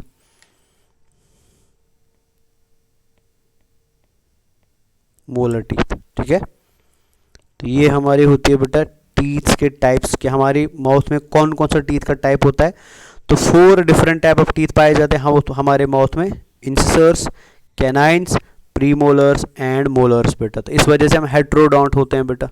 हेट्रोडोंट का मतलब होता है जिसके माउथ में अलग अलग शेप के टीथ होंगे बेटा। अगर किसी एनिमल में बेटा सारे टीथ एक जैसे हैं ना, सेम शेप के, उनको हम होमोडोंट्स बोलते हैं। लेकिन हमारे माउथ में सारे टीथ एक जैसे नहीं होते हैं, इसलिए हम हेट्रोडोंट्स कहलाते हैं बेटा। वी आर हेट्रोडोंट्स बेटा, हमारे टीथ का शेप अलग अलग होता है, ठीक है। तो बिकॉज हम हेट्रोडोंट्स है तो फिर हमारे टीथ अलग अलग होंगे। तो कौन कौन सा अलग अलग टीथ होता है हमें? इंसिसर होता है, कैनाइन होता है, प्रीमोलर होता है एंड मोलर होता है। इंसिसर को नॉर्मली हम आई से रिप्रेजेंट करते हैं डेंटल फॉर्मूला में, कैनाइन को हम सी से रिप्रेजेंट करते हैं डेंटल फॉर्मूला में, प्रीमोलर को हम बेटा पी एम से रिप्रेजेंट करते हैं डेंटल फॉर्मूला में, एंड मोलर को हम एम से रिप्रेजेंट करते हैं। तो जो दूध के दांत होते हैं, जो बेबीज के टीथ्स होते हैं बेटा, तो ये एग्जाम के लिए वेरी वेरी इंपॉर्टेंट है। तो आप याद रखेंगे बेबीज के अंदर बेटा इंसिसर होते हैं 2, उनमें 2 इंसिसर पाए जाते हैं।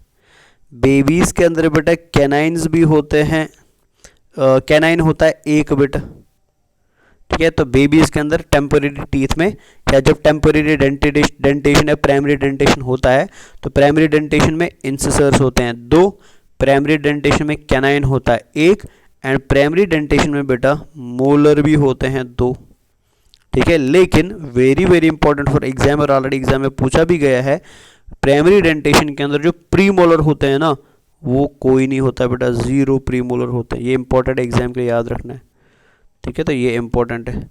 तो दूध के दांत के अंदर कौन से दांत नहीं होते हैं? तो प्री मोलर्स नहीं होते हैं। कौन से होते हैं बेटा? मोलर होते हैं, कैनाइन होते हैं एंड इंसिसर होते हैं।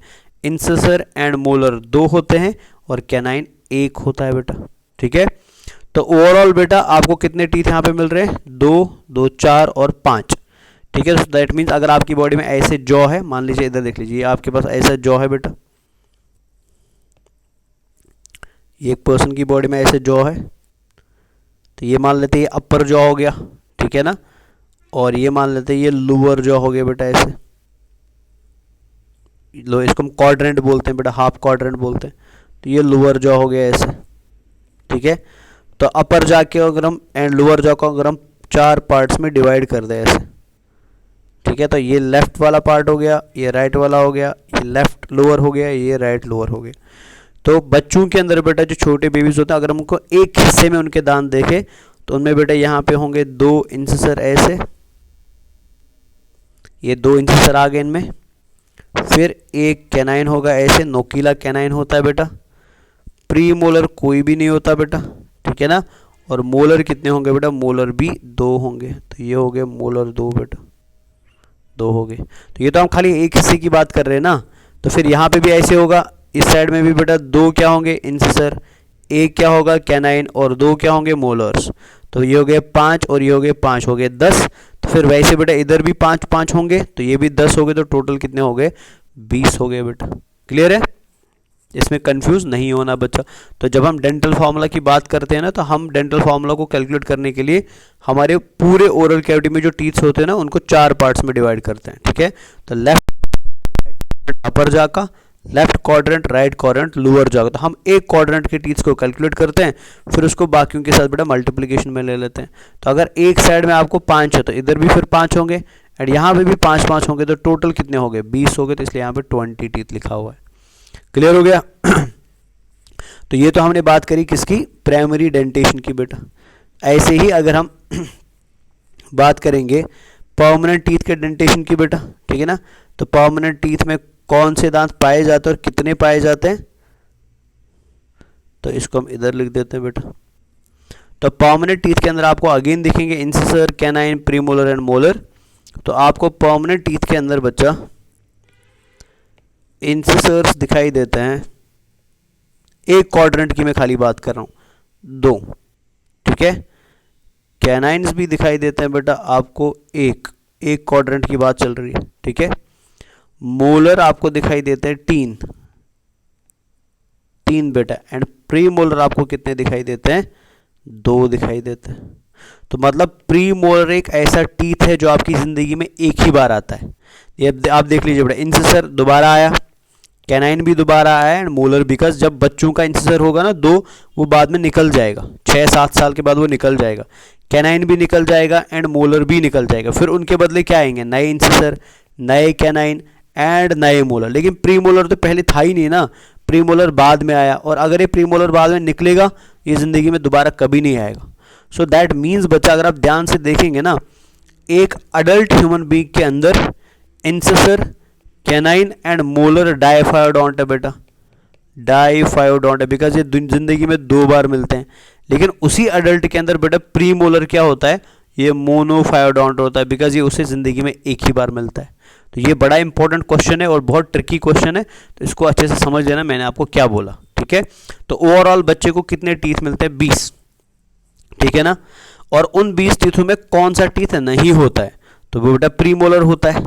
सो दैट मीन्स बच्चा जब अडल्ट बनेगा ना, अडल्ट में तो प्री मोलर बनेगा, लेकिन बेबी में तो प्री मोलर नहीं था ना। सो दैट मीन्स बेटा प्री मोलर जिंदगी में कितनी बार आते हैं, ये एक ही बार आते हैं अडल्ट फॉर्म में, बचपन में तो थे नहीं। लेकिन इंसिसर, कैनाइन एंड मोलर बेटा वो जिंदगी में 2 बार आते हैं, इसलिए ये तीनों हो गए डाइफायोडोंट्स, लेकिन ये हो गया मोनोफायोड। मोनोफायोडोंट मतलब बेटा ऐसा टीथ जो लाइफ में एक ही बार आएगा बेटा, तो इसलिए प्री मोलर क्या होता है, मोनोफायोडोंट होता है। तो अगर आप अडल्ट्स के अंदर देखेंगे ना, टोटल नंबर ऑफ टीथ कितने होते हैं, तो ये भी याद रखना बच्चा। 1 मिनट रुक जाइए, ऐसे लिख देते हैं। तो अगर अडल्ट्स के अंदर आप देखेंगे बेटा टोटल नंबर ऑफ टीथ कितने होते हैं, तो अडल्ट्स में बेटा टोटल नंबर ऑफ टीथ जो परमानेंट टीथ होते हैं ना, वो 32 टीथ होते हैं। कितने होते हैं, 32 टीथ बेटा। ठीक है, अब एक क्वाड्रेंट की बात कर रहे हैं ना, जैसे हमने अभी लिया था बेटा। तो अगेन मान लीजिए फॉर मैं ये जॉ बना लेता हूं, तो ये अपर जॉ हो गया है ना, ये लोअर जॉ हो गया। तो ये हम डिवाइड करते हैं बेटा अपर एंड लोअर जॉ को क्वाड्रेंट्स में। तो यहाँ पे आपको क्या मिल रहे हैं बेटा, 2 इंसिसर, तो ये हो गया इंसिसर 1, ये हो गया इंसिसर 2। फिर कितने कैनाइन मिल रहे हैं एक क्वाड्रेंट में, 1 कैनाइन, तो ये कैनाइन हो गया बेटा। ठीक है, फिर कितने प्री मोलर मिल रहे हैं, 2, ये हो गया प्री मोलर 1, प्री मोलर 2। और फिर कितने मोलर मिले, 3, 1 2 और 3 बेटा। तो मतलब ये हो गया 2 1 2 एंड 3। अब यहाँ पे भी होगा बेटा ऐसे 2 1 2 एंड 3, इधर भी होगा बेटा 2 1 2 एंड 3, और यहाँ पे भी होगा बेटा 2 1 2 एंड 3। तो अगर आप देखेंगे बच्चा, तो ये हो गया 3 4 5 6 7 8, इधर भी 8 हो गए 16, तो यहाँ पे भी हो गए बेटा 16, तो टोटल कितने हो गए, 32 हो गए बेटा।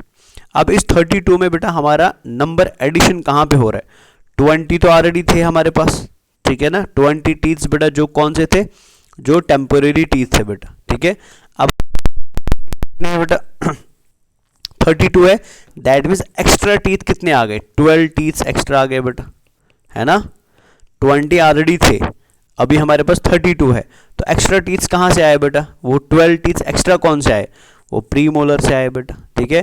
तो जैसे यहाँ पे आपको कितने प्री मोलर मिलेंगे, 2, क्लियर है। यहाँ पे आपको कितने मिलेंगे, 2, यहाँ पे कितने मिलेंगे, 2, और यहाँ पे कितने मिलेंगे, 2 मिलेंगे बेटा, क्लियर है, समझ आया। तो यहाँ पे आप याद रखेंगे, तो प्री मोलर बेटा आपकी बॉडी में नहीं होते हैं, मोलर आपकी बॉडी में होते हैं, ठीक है ना, इंसिसर आपकी बॉडी में होता है, एंड कैनाइन आपकी बॉडी में होता है बच्चा, ठीक है। अब अगर आप टोटल नंबर ऑफ टीथ देखेंगे तो आपको 32 मिलते हैं, लेकिन आपको बचपन में कितने टीथ थे बेटा, आपके बचपन में 20 थे, सो एक्स्ट्रा टीथ कितने हो गए बेटा, 12 हो गए।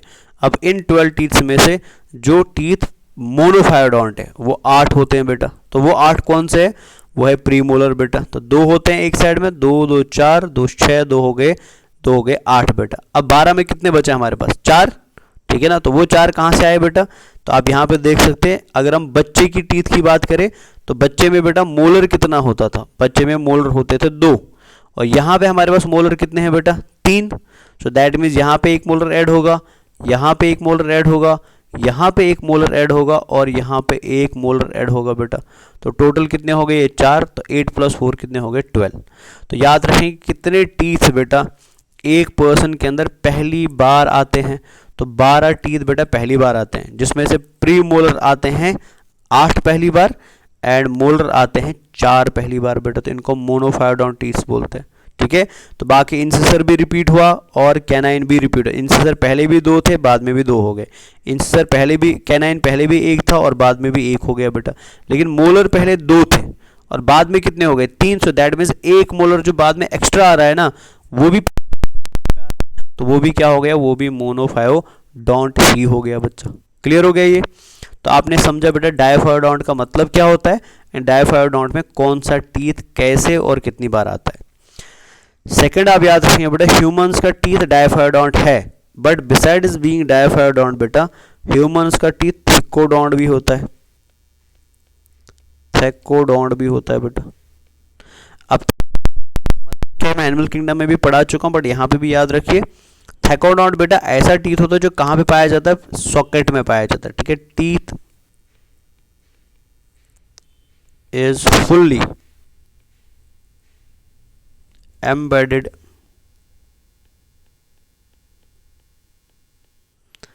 इन सॉकेट्स बेटा। तो जैसे आपने अभी देखा थोड़ी देर पहले जब हम टीथ की एनाटॉमी स्टडी कर रहे थे बेटा, तो टीथ की एनाटॉमी के अंदर आपने देखा था हमारे पास एक बून होता था, बून का हमने नाम दिया था एल्वियोलर बून बेटा, एल्वियोलर प्रोसेस नाम दिया था। तो एल्वियोलर प्रोसेस क्या करता था, वो सॉकेट्स बनाता था बेटा, ठीक है ना। हमने ऐसे देखा था ना कि मान लीजिए फॉर ये हमारा जॉ बोन है ऐसे, फिर इसके अंदर ऐसे डिप्रेशंस बन रहे थे बेटा, ठीक है ना। तो इन डिप्रेशंस को हम क्या बोलते थे, सॉकेट्स, और इन्हीं सॉकेट्स के अंदर क्या पाए जाते हैं बेटा, हमारे टीथ पाए जाते हैं। तो वो टीथ बेटा जो जॉ बोन के सॉकेट के अंदर मिलेंगे ना, पूरी तरह से हर साइड से बेटा वो कवर्ड होंगे सॉकेट से, ऐसे टीथ्स को हम क्या बोलते हैं, थैकोडोंट टीथ्स बोलते हैं। यानी ह्यूमन का टीथ बेटा ऑन द बेस के लाइफ में कितनी बार मिलेगा, डायफायोडोंट होता है। ह्यूमन का टीथ बेटा ऑन द बेसिस के वो सॉकेट में प्रेजेंट है कि नहीं है, उसके बेसिस पे वो थैकोडोंट होता है बेटा, ठीक है। थर्ड याद रखेंगे, ह्यूमन के टीथ जो होते हैं बेटा वो बोनोडोंट होते हैं, बोनोडोंट होते हैं, एग्जाम में पूछे जाते हैं क्वेश्चंस बच्चा, बोनोडोंट होते हैं। अब बोनोडोंट का मतलब क्या हुआ, अगर आप इधर देखेंगे पिक्चर जो हमने देखी थी, तो ये आप देख रहे हैं ना बच्चा, ये टीथ है हमारा, तो ये टीथ का जो ऊपर वाला हिस्सा होता है ना, ये डिप्रेशन जो होता है जहाँ पे हम खाना वाना चबाते हैं, ये वाला पार्ट बेटा, इसको हम कस्प बोलते हैं। क्या बोलते हैं इसे हम कस्प बोलते हैं बेटा। तो अगर टीथ के कस्प जो होते हैं ना स्मॉल होते हैं ना, तो ऐसे टीथ्स बेटा जिनके कस्प स्मॉल होते हैं उनको हम बोनोडोंट टीथ्स बोलते हैं बेटा। तो याद रखें बोनोडोंट टीथ कैसा टीथ होता है, टीथ होता है बेटा जिसमें क्या पाया जाता है, स्मॉल कस्प पाया जाता है, विथ स्मॉल कस्प, इनको हम बोनोडोंट टीथ्स बोलते हैं बेटा। एंड फाइनली याद रखेंगे हमारे टीथ हेट्रोडोंट भी होते हैं, हेट्रोडोंट भी होता है। हेट्रोडोंट का मतलब क्या हुआ कि हमारी ओरल कैविटी में टीथ 4 टाइप के पाए जाएंगे बेटा, ठीक है, डिफरेंट टाइप ऑफ टीथ होते हैं।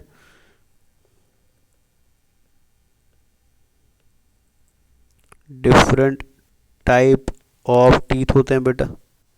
जैसे मैंने अभी आपको बताया कौन कौन सा टीथ होता है हमारे ओरल कैविटी में।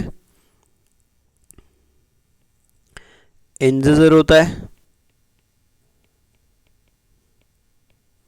जिसको आप आई से रिप्रेजेंट करते हैं, ठीक है। कैनाइन होता है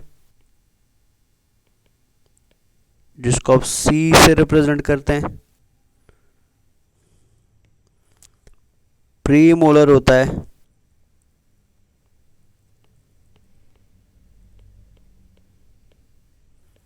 जिसको हम पी एम से रिप्रेजेंट करते हैं। एंड फाइनली मोलर होता है बेटा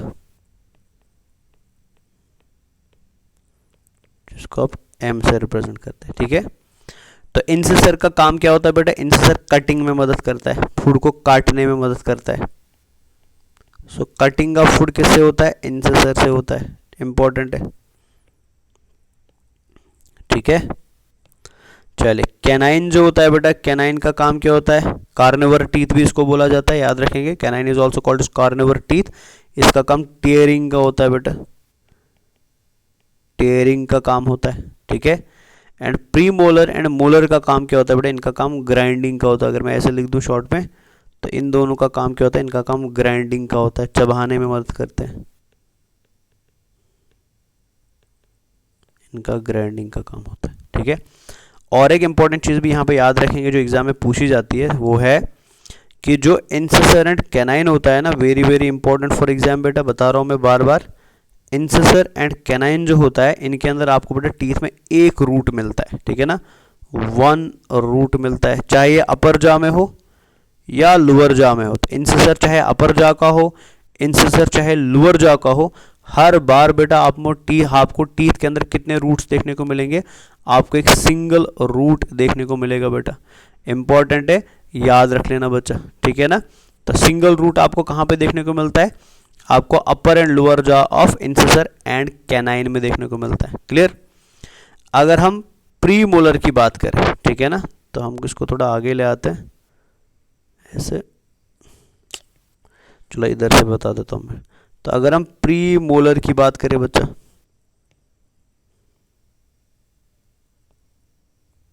तो ये प्री मोलर हम इसको इधर लाते हैं, ठीक है। तो प्री मोलर डिपेंड करता है बेटा कि प्री मोलर अपर जा का है कि प्री मोलर लोअर जा का। एग्जाम में पूछे जाते हैं क्वेश्चन, याद रख लेना। तो मान लो बेटा प्री मोलर अपर जा का है, अपर जॉ का प्री मोलर बेटा, ठीक है ना। या for example pre molar lower jaw का है, लोअर जॉ प्री मोलर बेटा। तो याद रखना यहाँ पे इंपॉर्टेंटली एग्जाम के लिए कि अपर जॉ का जो प्री मोलर होता है ना, उसके अंदर आपको बेटा दो रूट देखने को मिलते हैं, टू रूट्स। रूट तो ऑलरेडी आपको पता है बेटा रूट क्या होता है, ठीक है ना। एंड लोअर जॉ का प्री मोलर जो होता है उसमें आपको एक रूट देखने को मिलता है, वन रूट। इंपॉर्टेंट है एग्जाम के लिए भैया, याद रखना, भूलने का कोई चांस ही नहीं है इसमें बेटा, ठीक है। तो ये इंपॉर्टेंट इन्फॉर्मेशन है, ये इंपॉर्टेंटली याद भी रखनी है, ठीक है। चलिए मोलर की बात करते हैं। तो मोलर में भी बेटा कुछ ऐसे ही है। तो मान लीजिए मोलर बेटा अपर जा का है या मोलर लोअर जा का है। तो बेस्ड ऑन बेटा मोलर किस जा का है, फॉर एग्जाम्पल ये अपर जा हो गया और ये लोअर जा हो गया। तो मोलर अगर अपर जा में है ना, तो अपर जा के मोलर के अंदर आपको बेटा तीन रूट देखने को मिलते हैं, थ्री रूट्स। लेकिन अगर मोलर बेटा लोअर जा का है तो उसके अंदर आपको टू रूट्स देखने को मिलते हैं, टू रूट्स देखने को मिलते हैं। तो इंपॉर्टेंट इंफॉर्मेशन जो आप याद रखेंगे, ठीक है। क्लियर हो गया? तो आपने अभी याद रखा बच्चा कि अगर हम एक ओरल कैविटी की बात करेंगे, तो मान लीजिए फॉर एग्जांपल ये हम ओरल कैविटी ले लेते हैं बेटा। तो ये ओरल कैविटी में जॉ बोन हो गया, ठीक है। तो इस जॉ बोन के साथ बेटा अगर हम अडल्ट की पर्टिकुलरली बात करेंगे तो इसमें आपको क्या मिलेंगे बेटा? अडल्ट के अंदर सेंटर की अगर बात करूं मैं तो आपको मिलते हैं दो इंसिसर, ठीक है ना। आपको मिलते हैं एक कैनाइन, ठीक है ना बच्चा। उसके बाद आपको क्या मिलते हैं बेटा? कैनाइन के बाद आपको मिलते हैं प्री मोलर बेटा। कितने प्री मोलर मिलते हैं? 2 पी मोलर मिलते हैं। तो ये बना लेते हैं बेटा, ये हो गया 1 पी मोलर, ये हो गया दूसरा पी मोलर बेटा, ठीक है ना। और इसके अलावा बेटा आपको क्या मिलते हैं? आपको मिलते हैं मोलर टीथ बेटा। कितने मोलर मिलते हैं अडल्ट में? आपको अडल्ट में मिलते हैं 3 मोलर बेटा। ये हो गया 1 मोलर, ये हो गया 2 मोलर और ये हो गया 3 मोलर। ये तो हम एक क्वाड्रेंट की बात कर रहे हैं बेटा, ठीक है ना। तो हो गया इंसिसर, कैनाइन, प्रीमोलर एंड मोलर। तो ये तो एक क्वाड्रेंट का हो गया, ठीक है। ऐसे आप रिमेनिंग 3 क्वाड्रेंट में भी लोगे तो फाइनली ये टोटल काउंट कितना आ जाता है? 32 का आ जाता है। क्लियर हो गया। अब इस इंफॉर्मेशन को बेटा आप और एक इंपॉर्टेंट चीज़ यहाँ पे याद रखें, जो मे भी शायद आप भूल जाओ, तो मैं थोड़ा उसको हाईलाइट कर देता हूँ। तो इस इंफॉर्मेशन में आपको और एक चीज़ याद रखनी है कि बचपन में हमारे पास ऑलरेडी 20 टीथ होते हैं, बट बाद में हमारे पास कितने हो जाते हैं? 32। तो 20 और 20 का तो रिप्लेसमेंट हो जाएगा। पहले 20 थे जो बाद में रिप्लेस हो जाएंगे। तो 12 टीथ जो बच जाते हैं ना बेटा, वो 12 क्या होते हैं? मोनोफायरडोंट होते हैं। जिस 12 में आपको याद रखना है बेटा, आपको क्या मिलेंगे? 8 मिलेंगे प्री मोलर। तो एक क्वाड्रेंट में 2 है ना, तो बाकी क्वाड्रेंट में बेटा टोटल कितने? 8। एंड 4 क्या मिलते हैं बेटा? 4 मोलर मिलते हैं। तो मतलब मोलर 4 और 8 प्रीमोलर बेटा मोनोफायरडोंट होते हैं, और रिमेनिंग क्या होते हैं बेटा? रिमेनिंग डायफायरडोंट्स होते हैं। तो मैं बार बार इसको बता रहा हूँ ताकि आपको याद रह जाए बच्चा। क्लियर? चले, तो बेस्ड ऑन हमारी लाइफ में कितनी बार हमें टीथ मिलेगा, उसके बेसिस पे हम क्या होते हैं बेटा? डायफायरडोंट्स होते हैं। बेस्ड ऑन बेटा आपकी बॉडी के अंदर टीथ आपकी एल्वियोलर बोन में, सॉकेट में प्रेजेंट है कि नहीं है बेटा? अगर है तो आपको क्या बोला जाएगा? थैकोडोंट बोला जाएगा बेटा। बेस्ड ऑन बेटा कि आपका टीथ हो जाए, मान लीजिए फॉर ये आपका टीथ है बेटा, XYZ टीथ है, ठीक है ना। तो बेस्ड ऑन बेटा कि आपके टीथ के अंदर कस्प, ठीक है, छोटा है या कस्प बड़ा है। तो अगर आपका कस्प छोटा है बेटा, तो ऐसे टीथ को हम क्या बोलते हैं? इसको हम बोनोडोंट बोलते हैं। एंड बेस्ड ऑन बेटा कि आपके टीथ ओरल कैविटी में एक ही है या अलग अलग टाइप के, सिमिलर टाइप ऑफ टीथ है या डिफरेंट टाइप ऑफ टीथ है, उसके बेसिस पर होमोडोंट है या हेट्रोडोंट है। बट हमारे अलग अलग होते हैं, इसलिए हम क्या होते हैं? हेट्रोडोंट्स होते हैं। तो फिर हेट्रोडोंट में हमारे पास कौन कौन सा टीथ होता है? इंसिसर, कैनाइन, प्रीमोलर एंड मोलर बेटा। इंसिसर कटिंग करता है, कैनाइन टेयरिंग करता है, प्रीमोलर मोलर ग्राइंडिंग करता है। इंसिसर चाहे अपर जॉ में हो या लोअर जॉ में, आपको एक रूट मिलता है। प्रीमोलर अपर जॉ का है तो 2 रूट मिलते हैं, प्रीमोलर लोअर जॉ का है तो 1 रूट मिलता है। मोलर बेटा अपर जॉ का है तो 3 रूट मिलते हैं, मोलर लोअर जॉ का है तो 2 रूट मिलते हैं बेटा। क्लियर हो गया? यहाँ तक समझ आया? अब याद रखना है कि जो बच्चे का टेम्पोरेरी टीथ होता है ना, मतलब मिल्क डेंटेशन होता है, ये जन्म के बाद बेटा लगभग 2 साल तक पूरे हो जाते हैं। आफ्टर बर्थ बेटा up to 2 years milk dentition क्या हो जाती है? कंप्लीट हो जाती है। अब आफ्टर 2 ईयर्स बेटा फिर 6 से लेकर 12 साल तक ये टीथ सारे गायब हो जाते हैं, मतलब ये निकलना शुरू हो जाते हैं बेटा। फिर उसके बाद कौन आते हैं? परमानेंट टीथ आते हैं। तो मिल्क टीथ जो है वो 2 साल में आ जाते हैं, 6 से 12 में निकल जाते हैं। फिर उसके बाद कौन से टीथ आते हैं? उसके बाद परमानेंट टीथ आते हैं, जो फिर हमेशा रहने वाले टीथ्स होते हैं बेटा। और अगर वो भी निकल गए तो फिर दोबारा से आपको टीथ देखने को नहीं मिलेगा, फिर आपको आर्टिफिशियल टीथ लगाना पड़ेगा। लेकिन नेचुरल टीथ बेटा फिर आपकी बॉडी के अंदर देखने को नहीं मिलता है, ठीक है। सो ये टीथ के बारे में हुआ और ये इंफॉर्मेशन इंपॉर्टेंट है। तो यहाँ पे आप देख सकते हैं बच्चा, ये टीथ है। तो टीथ कौन कौन सा है बेटा? ये आपको दिखाई दे रहा है, शार्प टीथ से इंसिसर्स होते हैं। पॉइंटेड कस्प जिसका होता है बेटा ये कैनाइन होता है। जिनमें थोड़ा सा बेटा ब्रॉड कस्प होता है तो बेटा ये प्रीमोलर होते हैं, ठीक है। एंड जिनमें ब्रॉड कस्प होता है बेटा ये क्या होते हैं? मोलर होते हैं। तो हमारी बॉडी में इंसिसर भी है, कैनाइन भी है, प्रीमोलर भी है एंड मोलर टीथ भी पाए जाते हैं, ठीक है। अब एनसीईआरटी के अंदर एक पिक्चर दिया हुआ था, ये पिक्चर आप देख सकते हैं बेटा, एनसीईआरटी का ही पिक्चर है, ठीक है। तो इसमें क्या दिया गया है बेटा? इंसिसर, कैनाइन, प्रीमोलर एंड मोलर बेटा। तो इंसिसर कितने दिए हैं? 2, ठीक है। कैनाइन कितना दिया है? 1। प्रीमोलर कितने दिए हैं? 2 एंड मोलर कितने दिए हैं बेटा? 3। तो 3 हो गए मोलर, 2 हो गए प्रीमोलर, 1 हो गया कैनाइन और 2 हो गए इंसिसर। तो 2 1 2 3 बेटा। तो ये तो एक साइड का हो गया ना। फिर इधर ऐसे होगा अगेन बेटा 2 1 2 3। तो ये ऊपर वाला जॉ कंप्लीट हो गया। फिर नीचे वाले जॉ में आप देखेंगे तो वहाँ पे बेटा ऐसे होगा। तो टोटल नंबर में कितने होंगे? ये 32 होंगे, ठीक है।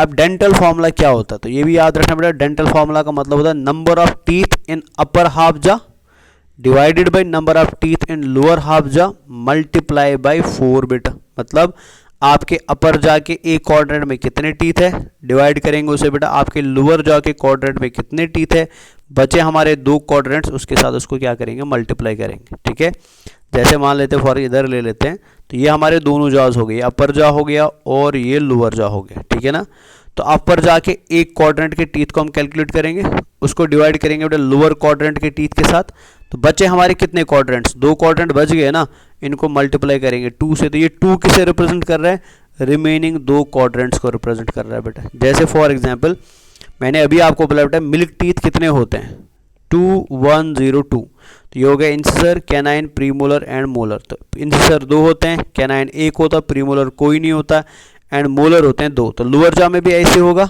मल्टीप्लाई करें 2 से बेटा, तो ये कितना हो गया 4 2 0 एंड 4, ये हो गया 4 2 0 4। नीचे भी ऐसे हो गया 4 2 0 एंड 4, तो इनको कैलकुलेट करेंगे, ये हो गया 8 और 10। तो अपर जा में 10 टीथ है, लोअर में 10 है, तो टोटल कितने हो गए 20 टीथ्स हो गए। ऐसे ही अगर आप बेटा परमानेंट टीथ का डेंटल फॉर्मूला देखेंगे, परमानेंट टीथ का, ठीक है, पीटी का, तो ऐसे आएगा I C P M and M by I C P M and M बेटा। तो यहाँ पे क्या आएगा 2 1 2 3 बाई 2 1 2 3 मल्टीप्लाई बाई 2 बेटा। ठीक है ना, तो कितना आएगा ये आएगा 4 2 4 एंड 6, 4 2 4 एंड 6, तो ये कितना हो गया, ये हो गया 10 11 12 13 14, तो 14 अपर जा में 14 लोअर जा में, तो टोटल कितने हो गए 32 हो गए। तो ये डेंटल फॉर्मूला है एंड डेंटल फॉर्मूला पे भी एग्जाम में क्वेश्चन पूछे जाते हैं, तो ये भी याद रखना है। ठीक है, चलिए ये एनसीईआरटी में कुछ लाइन्स लिखी है, आप खुद पढ़ेंगे बेटा। ठीक है ना, तो मैं कुछ और आपको बताना चाहता हूँ। अगर हम डेंटल फॉर्मूला बेटा मोनोफायोडॉन टीथ की करेंगे ना, डेंटल फॉर्मूला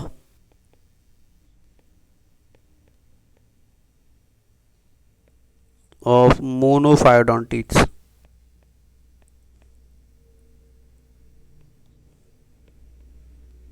मोनोफायोडॉन टीथ, ठीक है, तो वो हम कैसे कैलकुलेट कर सकते हैं बच्चा। तो मोनोफायोडॉन टीथ की अगर हम बात करें तो उसमें बेटा अगर इंसिसर की बात करें तो इंसिसर तो नहीं आएगा, incisor canine premolar and molar by incisor canine premolar and molar multiply by 2, है ना। तो इंसिसर तो मोनोफायोडॉन नहीं होता है, तो 0 आएगा। कैनाइन भी मोनोफायोडॉन नहीं होता है, 0 आएगा, बिकॉज इंसिसर एंड कैनाइन बचपन में भी पाए जाते हैं, बाद में भी आते हैं, इसलिए वो मोनोफायोडॉन नहीं है।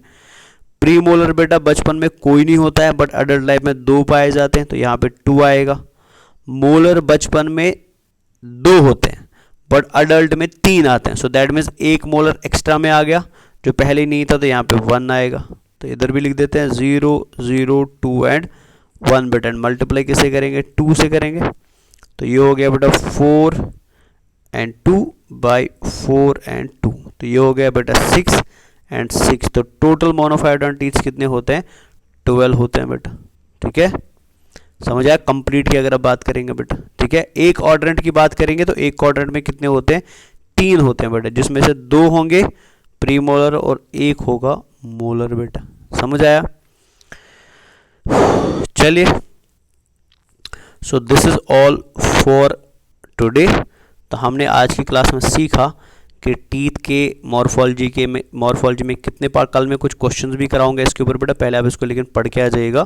तो आज हमने पढ़ा बेटा टीथ की मॉर्फोलॉजी क्या होती है, टीथ के क्या टाइप्स होते हैं, टीथ की एनाटॉमी क्या होती है, एंड डेंटल फॉर्मूला में बेटा हम कैसे कैलकुलेट करते हैं नंबर ऑफ टीथ क्या होते हैं बेटा। तो ये थ्योरेटिकल पोर्शन आप पढ़ लेंगे, बिकॉज मैंने आपको ये पूरा पढ़ा ही लिया, तो थोड़ा सा वीडियो को आप पॉज करके ये लाइन जो यहाँ पे लिखी है बेटा इनको रीड करने की कोशिश करेंगे। तो ये तो हम ऑलरेडी पढ़ चुके हैं बेटा, तो ये आपका एक क्वाड्रेंट हो गया, तो वैसे ही दूसरा क्वाड्रेंट होगा, तो सेम नीचे भी होगा। तो इसको कंप्लीट करके आप बेटा कंप्लीट टीथ की डेंटल फॉर्मूला कैलकुलेट करते हैं बच्चा। ठीक है ना, तो इधर से भी अब ये पढ़ेंगे पैराग्राफ पॉज करके टीथ के बारे में क्या लिखा हुआ है, तो ये मैंने पूरा ही बता दिया आपको। तो इसके साथ हमारा टीथ टीथ वाला पार्ट जो है बेटा ह्यूमन फिजियोलॉजी का वो फिनिश हो जाता है। तो इंशाल्लाह नेक्स्ट क्लास में हम पढ़ेंगे बच्चा रिगार्डिंग फायरिंग्स क्या होता है, फायरिंग्स के पार्ट्स क्या होते हैं, एंड ईसोफेगस पढ़ेंगे। तो फिर उसके बाद इंशाल्लाह हम स्टोमक पढ़ेंगे, फिर उसके बाद स्मॉल एंड लार्ज इंटेस्टाइन पढ़ेंगे, ठीक है ना। सो पढ़ते रहिए, एंड कोई भी प्रॉब्लम है, कोई भी डाउट है तो वो प्लीज़ कमेंट सेक्शन में डालिए, एंड सब्सक्राइब एंड शेयर ज़रूर करिए बेटा। तो इंशाल्लाह मैं आपको देखूंगा नेक्स्ट क्लास में। Till then take care and खुदा हाफिज़ गाइस, बाय बाय।